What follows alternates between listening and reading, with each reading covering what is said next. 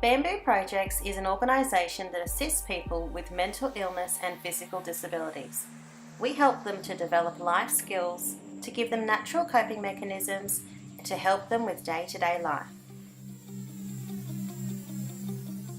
We take people for outdoor adventures such as fishing, mountain climbing and kayaking to develop a mateship that allows for a comfortable environment where they can share their experience with people who have survived similar challenges.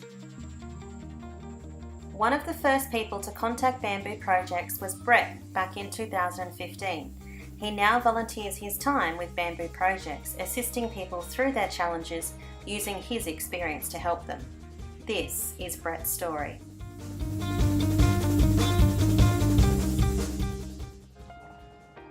I was in a horrible spot. I actually walked out the back the day before because my wife and I had a huge fight and I just didn't want to live. And I actually walked out there thinking about ways to do it that wouldn't hurt too much. My son walked out and just walked up, didn't even ask him, he just walked out. He's 4. Walked up, gave me a cuddle and said, "I love you, Dad." I was like, shit, I can't do this. And I was trolling through the fishing pages and came across your post. All right, well, shit. Tried everything else, might as well give this a try. It was a horrible spot, everything was going wrong. We owned our own business, it was starting to go down. So I was like, bills were piling up and the wife and I having problems, the kids and I weren't getting on. It's like, there's got to be something better than this. I just thought, well, my kids don't like, it felt like my kids didn't love me. They'd go to mum for everything. My wife wouldn't talk to me. She'd always be working away at the daycare she helps out at. I'm just sitting at home by myself. You're sitting at home by yourself with no one to talk to. Having all those nasty thoughts going through your head, just wallowing in self-pity going. Yeah, and the more you think about them, the more they fester and just get worse and worse and worse.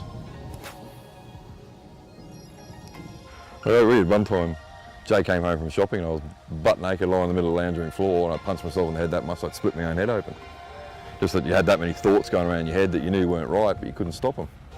So you thought, well, if I punch it hard enough, I'll either knock myself out and get rid of them for a little bit, or I'll punch them until they stop. Just want to end the pain any way you can. Yeah, it gets that way some days. It really hurts. It doesn't hurt physically, but it's hurting. And no matter what you seem to want to do or try, it wasn't going to get better, and then you realise that it can. I mean, I'm still not perfect, I'm far from it, but I'm a lot better than what I was.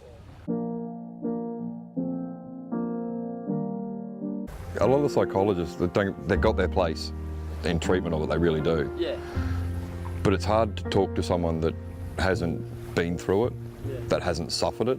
It's read it out of a book. That's just studied it and doesn't physically know what it's like to sit there and have 5,000 thoughts running around your head and try and pluck one to think about it. And then when you do manage to get one out, you start thinking about it and you're like, oh, off here, oh, off there. And it's trying to teach them how to say, okay, well, I've got this thought.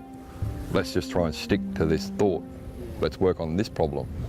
And then you find if you work on that one problem, a lot of the other problems that you go off on a tangent about fix themselves or don't seem so big. I don't know, it was really until the first meet and greet that I really felt better. Like, Sykesy gave me the hope, it does get better. Especially when you listen to his story and he's like, if I can get out of that, he said anyone can get out of anything. And that sort of like gave you a little bit of hope. And you go to the first meet and greet and you see everyone else there and I was like, wow, I'm not alone. There are other people out there that can do it. There's just a stigma about it that, if you got it as a bloke, you don't talk about it, you just harden up and work through it. You go there and you sit around a barbecue at the end of the meet and greet with a bunch of blokes, and they're blokey blokes.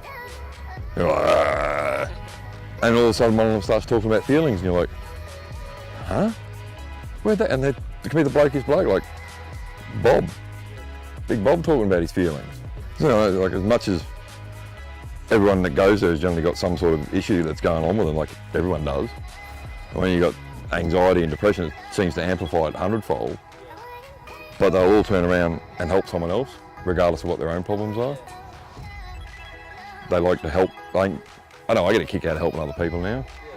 Like, it's the biggest thing I've found is to find a purpose in life. If you can find something you love doing and make that your purpose in life, to do that. Like yours is Bamboo Project, mine's helping you now with Bamboo Project.